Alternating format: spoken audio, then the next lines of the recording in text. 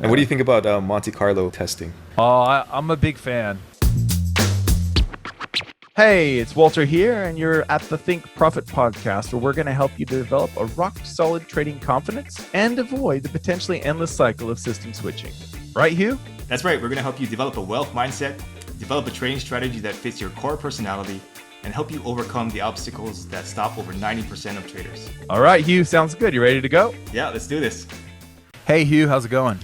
Hey, good, Walter. So I got this question from a trader today, and she's doing really well. I recommended that she get Forex Tester and start, simulating. Mm-hmm. She's sort of new to trading, and triple her account. That's what I, normally say. Try and triple your account.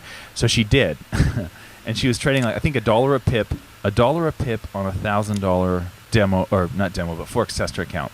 She tripled it in 32 trades trading the daily charts. Mm-hmm. I think she was trading kangaroo tails on the euro. Then she said, this is really, I'm pretty excited, blah, blah, blah. I'm going to start moving on to other currency pairs and do more, get more kangaroo tail under my belt and that sort of thing. And I said, yeah, that's great.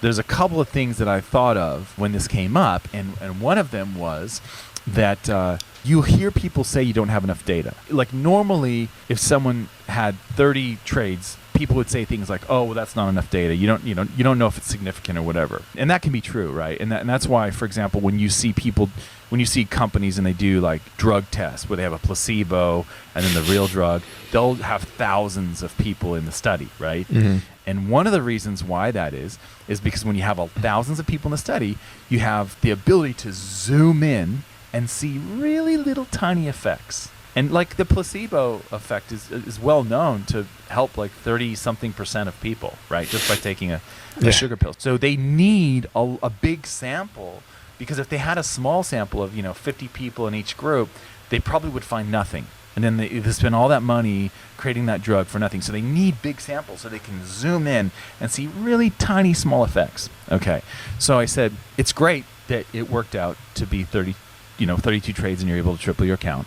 But you might have been risking too much, right? Because in the future, you might not be that lucky and actually end up with a lower win rate and more losing trades in a row and get into a deeper drawdown and then throw up your hands and say, I quit, right? Mm-hmm. So that's one thing, obvious, right? The other thing is, what people don't talk about small samples is if you get an effect for a really small sample of, in this case, 32 trades where she had a 59% win rate, a 1.2 reward risk ratio, that can tell you that you have a really strong edge. Like if you only take a few trades and you find like this really good effect, even if you take out the impact of the risk percentage that she was using, right, per trade, even if you pull that out and just like in terms of R, right, R, the amount at risk versus the amount at return, you see that this is a really strong effect. That could mean that you're dealing with a really strong edge, right? That your interpretation of the kangaroo tail, that the way that you trade it is viable. Hey there, I hope you're finding this episode useful. I just wanted to let you know that Walter and I give away something valuable every month that helps traders improve their skills. You can enter to win by simply leaving an iTunes review and leaving a comment on our YouTube videos. At the end of each month, we'll look at the comments and reviews from the month, and we'll pick a winner at random. Each comment and each review counts for one entry during the month that it's submitted. So if you're interested in that, be sure to enter after this podcast is over. All right, back to the episode. Mm-hmm. And so that's something that no one ever talks about. And people just say, they just assume that small sample equals maybe you just got a freaky lucky, thing. But actually, it also could be that you don't need, a really strong telescope to see the moon. I mean, because you can see the moon with your, with your bare eyes. And that's the kind of thing that could be happening with that. So that's something I just want to point out for traders when you're testing, is that it's really easy. Everyone knows the story about you don't have enough data. Okay, fine, right. The other side of that is if you have too much data, you're going to find a really small edge, right? And maybe you don't want to trade that. Maybe you don't want to trade the really small edge. Maybe you want to trade those systems that after 50 trades, it's pretty obvious that, okay, there's something going on here. So that's something that I wanted to point out and I think can be useful to the other traders out there. I know like in the past, you've traded systems, presumably I know that you've tested because you're really good at that, right? And then later on, you might decide, well, this isn't really, this isn't really for me. Is that because you think that you were trading something with a small edge, or are there other reasons that came in to that? Or I think in the past, for sure, like the small sample size kind of messed with my head a little bit. Now I understand that, some of these systems are only going to have a few trades. Like what I'm testing right now, actually, it only does not even one trade a month. But when it does fire off, it's like a 90%, probability of winning. So it's one of those things where you just have to keep it in the toolbox, and then if it comes up, then just track the metrics, track the results versus the backtesting, and then kind of go from there. But yeah, definitely the small sample size thing did mess with me before.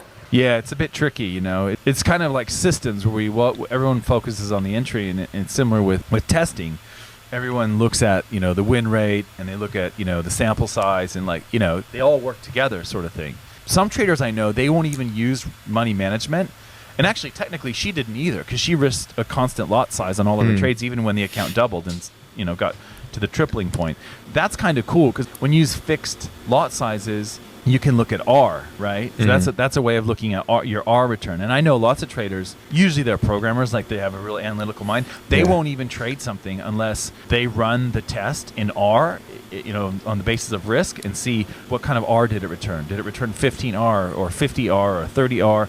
After 500 trades, how many R am I up? And so that's another way to look at it. And that's actually probably one of the best ways to look at it as a trader. Before you can actually tune things, right, when you're looking at R instead of just the percent or whatever you're doing, right, fixed percentage. Yeah, because if you use some really hyper aggressive algorithm with your risk, they can make it look really good when really there's just a small edge. So yeah. And what do you think about Monte Carlo testing? Oh, I'm a big fan. The reason why, it's because, the reason why I like it, and the reason why I pay people to create spreadsheets, because I'm not smart enough to make them, is because, if you use Forex Tester, you can get sucked into this idea. Well, for example, that woman that was backtesting the kangaroo tail, and she posted in the forum, and she said, hey, this is what I got. You cannot, as a Forex Tester trader, run through the same number of simulations that you can with Monte Carlo. You're just going to be on one path. And so you can think, okay, that's going to be pretty close to what I'm going to trade if I go live. The reality is that might not be true. The great news is with Monte Carlo, for people that don't know, Monte Carlo is just when you run a whole bunch of simulations with your trading strategy, and there's lots of tools that will do it for you. And then what you get is kind of a spread of equity curves. So you can see the average path is here, but it could be as bad as this or as good as this, right? So that kind of gives you a range of what to expect. And so you can do things really cool things like 80% of the drawdowns were, less than 30R or whatever, those sorts of things that you can do that you don't get that richness of data when you use Forex Tester. Forex Tester is really cool for trying to figure out if you have an edge, but Monte Carlo is important if you're trying to figure out what kind of risk rules to use, right? Because the starting point for that, I think, should be, what am I trying to avoid? What sort of drawdown am I trying to avoid so that I don't worst case quit? Scenario. Yeah, worst case scenario. So that's really where Monte Carlo gets the best, I think. Yeah. Yeah, cool. Yeah, we'll try to link to some Monte Carlo tools in this in the show notes. But thanks a lot, Walter. Okay, thanks. See ya. See ya. All information in this podcast is for educational and informational purposes only and is not trading or investment advice.